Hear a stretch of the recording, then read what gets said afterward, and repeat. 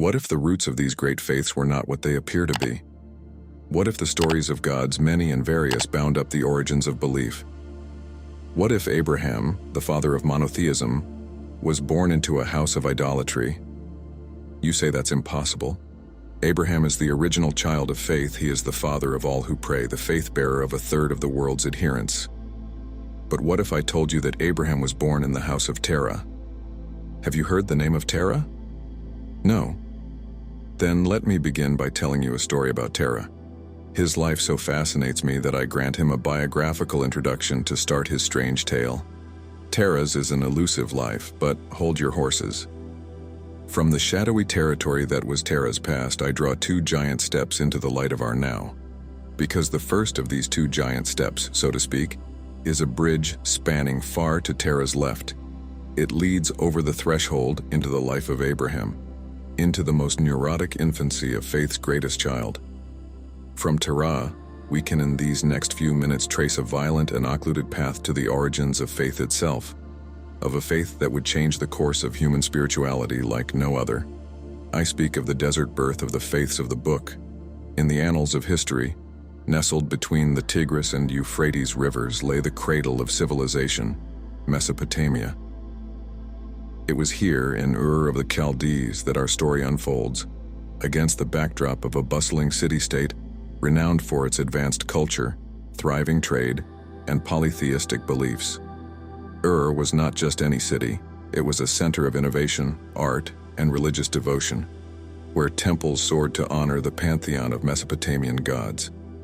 During the early 2nd millennium BCE, amidst this confluence of commerce and cult, Terah's family lived, deeply entrenched in the societal norms of their time, including the worship of numerous deities. The city's spiritual life was vibrant but vastly different from the monotheistic faiths we recognize today. It was a world where the divine touched every aspect of life through the many gods of water, sky, and earth. Yet it was from this polytheistic society that Abraham, under the guidance of his father Terah, would embark on a journey both physical and spiritual. Their migration from Ur to Haran, another significant city noted for its own rich religious traditions, marked the beginning of a transition that would lead to the birth of monotheism. Haran, like Ur, was steeped in its worship practices, yet it served as the crucial waypoint in their journey towards a revolutionary understanding of the divine.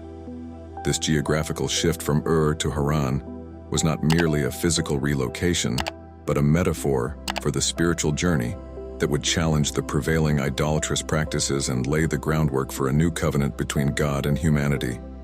In the biblical genealogy of faith and family lives the often overlooked Terah, the precursor of God's covenant, the father of Father Abraham, Abram, to Nahor and Haran, and grandfather to Isaac and Jacob and their descendants.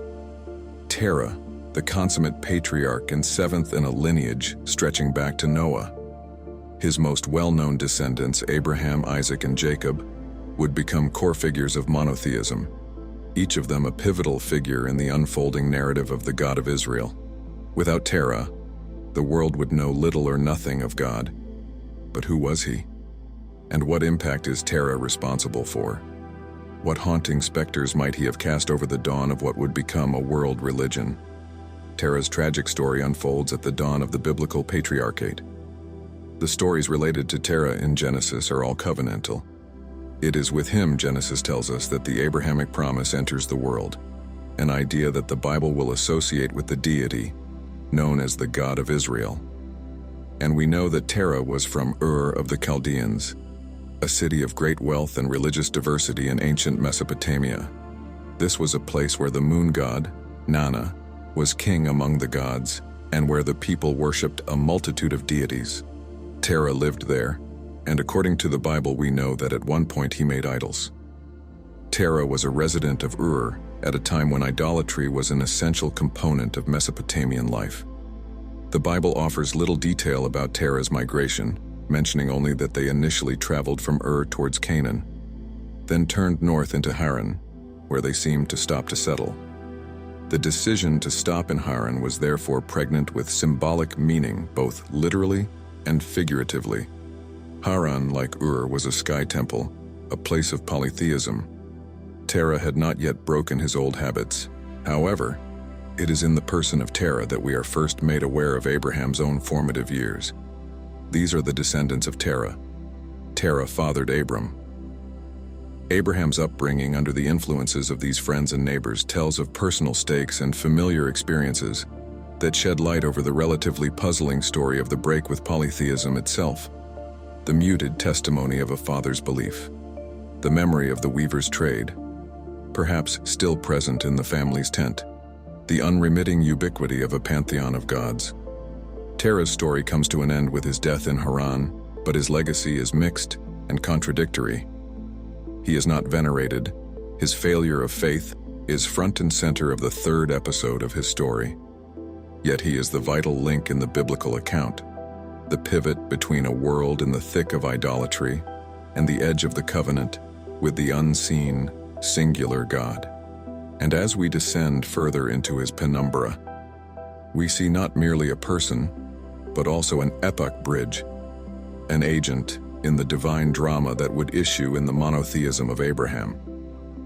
In these shadows, Terah is forming his son Abraham, and Abraham is being formed by his father, and it's in the context of those shadows that we must imagine the first lesson Abraham learns, one that will prepare him for later world historical events. His father Terah makes idols, the magisterial God who sends Abraham and Sarah on an epic journey to a land they have never seen, to teach them and their future generations, and the world, monotheism, and finally asks Abraham to sacrifice his prized son Isaac as a victim for an unfathomable cause. All of this grows out of Terah's Ur. Terah, the name of Abraham's father, is in fact the name of the god that his father Ur-Nammu worshipped. In Ur, with his father crafting images of gods with the highest claims to reality, Abraham is being formed. When Abraham's father Terah journeyed from Ur to Haran, that was Abraham's first step away from the reader's right. Terah settled for Haran, but not Canaan, which is still just out there, a bit closer. Terah set a pattern. He was willing to move, reluctant to go quite all the way, poised on the threshold. And why did he move at all? We don't know. But what sort of move was it if not a seek move? Terah's step opened up a sense of space that Abraham would be free to use for himself, not because he was disobedient, obviously, but because his father's seemingly arbitrary choices learned exactly what kind of movement, exactly how far, was permitted. Terah did not try to reform the religion of Ur. He didn't demand change, but he felt unsettled. A seed of questioning had sprouted, and he couldn't stay there. Idols were all around him. This explains why nothing in Haran could appease Abraham's questioning mind. The idols that Satan used to test Abraham in Egyptian mythology had followed them to the new place, the new sacrifice, the new story. Terah was still within the limited space he had carved out for himself, just to the north of Ur, much closer to his chosen burying grounds and the place of his death. He came, but he did not go. He stopped short. It was Abraham who moved out, and Abraham who would not stop. Abraham was the real exile in this narrative. Terah had long since settled his family in Haran. Perhaps he had given up. The man who drove the goldsmith out of Ur had himself been squeezed out of Nippur by the Sumerians. That day in Nippur must have chilled the blood of the final generation of Kishites. Terah probably had a perfectly good house in Haran. It would have been reasonable for him to settle there too. Abraham's father had been deserted many times before, and his emigration was the predictable reaction of an already defeated people. By fleeing Pasargadi for Canaan while still tending to household duties in Haran, Abraham makes a clean break. While not entirely cutting ties with his family, this departure identifies a spiritual moment in which he breaks with his family's past and with his father's house, to step delicately into a new faith. Abraham's departure was occasioned by a voice out of nowhere, yet implicitly facilitated by Terah's indirect invention of monotheism, by neglecting deities perceived to be foreign to his Iranian origins. Terah's story, then, is a story of incompleteness, of unexplored journeys and unasked questions that would eventually lead Abraham from a multiplicity of gods towards the radical notion of a single, invisible God. If taken as a whole, Terah's influence on Abraham points to the sometimes subversive tension between tradition and transformation in the great arc of religious consciousness. Terah's story, his pilgrimage towards an unknown land, while a precursor to Abraham's monumental legacy to the future, also has deep theological and cultural meaning. In the advancement of religious evolution, Terah stands as the move from polytheism to the doorstep to monotheism. His life with idolatry and an incomplete journey not only prepares the way for the more radical break of Abraham, but also the world of culture and religion before monotheism. Terah's story is essential for understanding this momentous step forward for Abraham. It also illustrates the fact that Abraham's transformation was not just a personal one, but part of a broader revolution in spiritual culture, the step from polytheism to monotheism, in the name of the one God. Abraham was not only facing his own experiences, but, theologically speaking, paving the way for an entire religion, Judaism, and the endless religious revolutions that would follow and morph what would eventually be labeled as Christianity and Islam. But, on a symbolic level, Terah's story speaks to the power of breaking with tradition into new waveforms of truth, of the human quest to ask questions and to seek knowledge, and to find new ways of understanding the divine. Terah's genealogy and missionary status highlight the potential of ordinary human beings to root the flow of spiritual experience. It is as if by tracing Terah's life we can see in embryonic form the genesis of a new pattern of human history, a movement that would create a divide between mankind and God. Terah's life offers a testimony of the perilousness of change and the human desire for a true unity between mankind and divine reality. Terah's life bridges faith's past with its future. The narrative of Abram's forefather fills the gap between faith's past and its future. Even though Terah failed to complete his pilgrimage out of idolatry, his life journey set the stage for Abram's monotheistic breakthrough. The brand of tradition that Terah handed down also included aspects of transition. Unquestioning faith presumes an immovability that is neither monotheism's characteristic nor its promise.